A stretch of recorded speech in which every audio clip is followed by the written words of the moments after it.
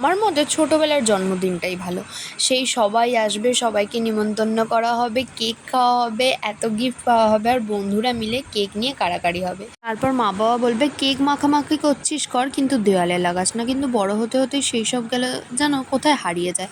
তো এবারের বার্থডেতে আমি সকালে কলেজ গেছিলাম, তারপর এসে খাওয়া দাওয়া করে বিকেলবেলা আমি আর পূজা বেরোবো একটু ঠিক করলাম। তারপর মা বললো চ আমিও বেরোবো। তো দেখতেই পেলে কী কী খেলাম। তারপর চলে গেছিলাম স্টেশনে একটু ফুচকা খেতে। আর স্টেশনে গিয়ে এরা আমার জুতো নিয়ে মারামারি করছিল, মানে আমার জুতো কেড়ে নিয়েছিল, নিয়ে আমাকে খালি পায়ে হাঁটাচ্ছিল। তারপর বাবাও এসে গেল, আর আমরা সবাই মিলে একটুখানি চপ কিনে নিয়ে বাড়ির দিকে রওনা হয়ে গেলাম। আমাদের বাড়ির সামনে যে কাগজ ফুল গাছটা আছে, ওখানে একটা পাখি নিজের ঘর বানিয়েছে। ঘর মানে কিন্তু বাসা নয়, ও এমনি এসে ঘুমায়।